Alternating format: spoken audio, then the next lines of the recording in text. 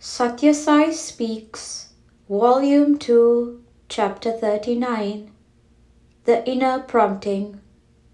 The day is Vyasa Purnami, and it is also celebrated throughout India as Guru Purnima. The importance of the day has been explained now by the lawyer from Repalle in Telugu, by Vinita Ramachandra Rao in Kannada, and by the editor of Sanatana Sarathi in English. Well, I shall also speak now. Whatever my language, I speak not to inform, but more to heal. I administer medicine for your minds, not food for your brains. Or rather, it is both. Like honey, it is both food and drug. There is nothing specially related to Sage Vyasa that makes this day attached to his name. He was not born on this day, nor did he live on this day. It is just dedicated to his memory and to the worship of all gurus. For Vyasa is the first and the source of all spiritual teachers. He recognized and declared the truth in a variety of ways and helped to open the inner eye of humanity. He described in beautiful, simple, clear terms the glory of the Lord and of the means of attaining Him. He saw that unless the mind is negated or destroyed, the Lord will not be manifest. He prescribed the paths by which this could be done. So he is the world teacher, Lokaguru, the greatest teacher, Paramaguru. He collected the hymns, collated them, and put them into the 4 Vedas. He assembled the later Vedic literature and composed the Brahma Sutras, aphorisms on supreme reality, to expound the philosophy that was inherent in it. He wrote the Mahabharata, which includes the universal specific, the Bhagavad Gita. Then, when he was sunk in sadness in spite of all this knowledge and scholarship and teaching, Narada advised him to sing the glory of the personalized aspect of Godhead, to waken the emotions and guide them Godward through devotion. That gave him and the world great joy and peace, for Vyasa then wrote the Bhagavata. Discover that happiness is an inner gift. Now, whether it is Vyasa or the Guru whom you honor today, the more important thing is the full moon, Purnami, that happens today. That is the one thing certain about it. The rest of the story is conjecture. The Guru is needed when you have the Guri, goal or aim in Telugu. If you do not have that urge, what can the teacher do? Strewing seeds on sand or rock is a sheer waste of precious stuff. Inner prompting to see the light must send the aspirant to the teacher, or must draw the teacher to wherever the aspirant is. You must inquire and discriminate. Do objects grant happiness?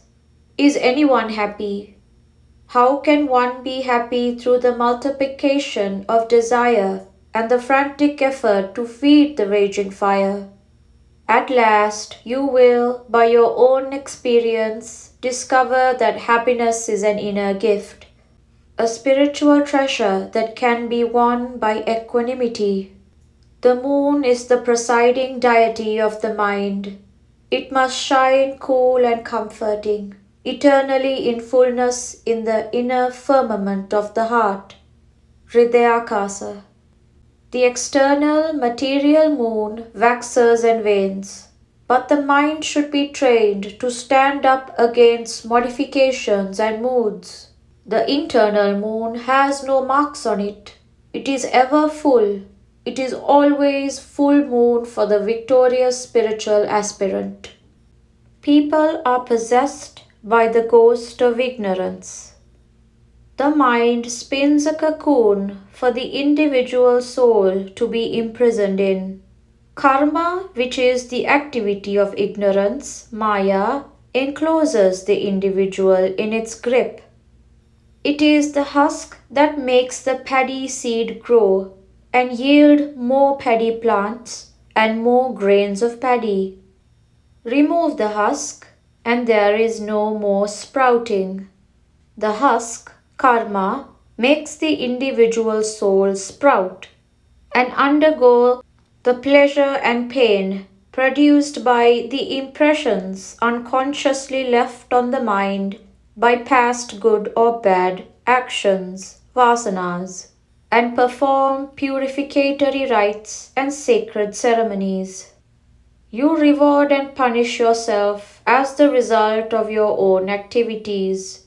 You are here because you wish to come here. You gravitate to the level to which your deeds drag or lift you. You make your own future by your thoughts and desires and deeds.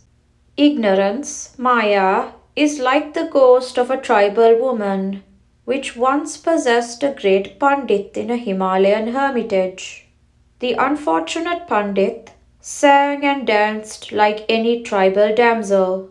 He swore and cursed in the Paisachi ghost dialect, and everyone in the hermitage became ashamed of his company. At last, when the ghost was exorcised and the Pandit was freed, he became his original self. He remembered nothing of his pranks and blabberings. Humanity is similarly possessed by the ghost of ignorance, Maya. The ghost has to be driven out. The mode of exorcism of this ghost is taught by the Guru or the Gita. Do not despair, it can be driven out. Confidence adds the required courage and strength. Do not doubt or give vent to despair. It must happen whether you welcome it or not, whether you strive for it or not. That is your reason for taking birth, the goal you have to reach. You have not come to be a tool in the hands of a ghost.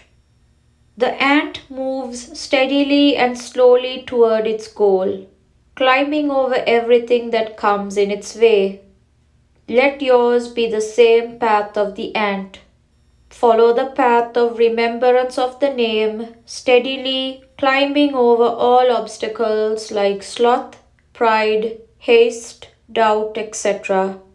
The Guru can help you only to a certain extent, but be grateful to him for that little.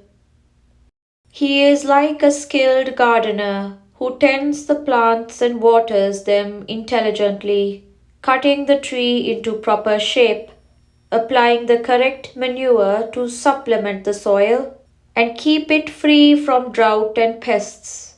Give the Guru the gratitude for all this service, but reserve seeking refuge for protection for the Lord. Do not offer the Guru more than his due. Do not also change your allegiance. Do spiritual practices in an unbroken, disciplined way. You cannot sell your house to someone, later mortgage it to another, and rent it out to a third party after some further interval.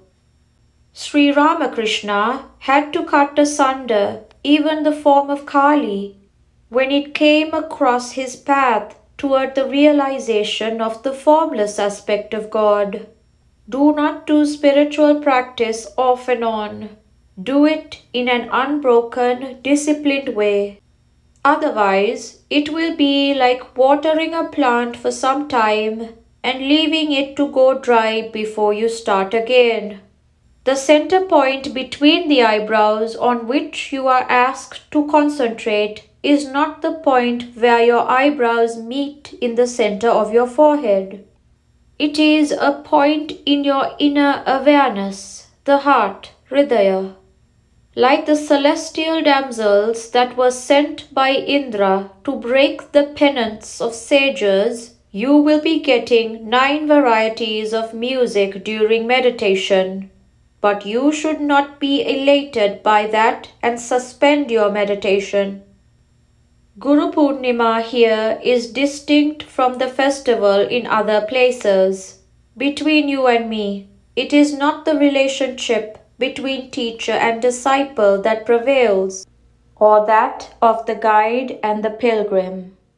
The external guru should not be equated with the innermost soul in all the hearts. Sarva Antaryami. Even Garuda cannot reach the goal if it does not spread its wings and leap into the sky. So make a move, put a step forward.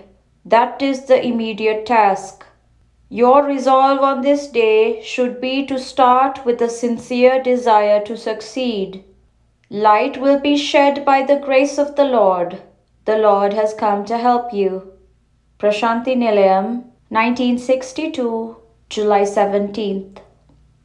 Practice the attitude of offering every act at the feet of God as a flower is offered in worship. Make every breath an offering to Him. Do not be upset by calamities. Take them as acts of grace. If a man loses his hand in an accident, he must believe that it was the Lord's grace that saved his life. When you know that nothing happens without His resolve, everything that happens has a value added to it. Sathya Sai Baba.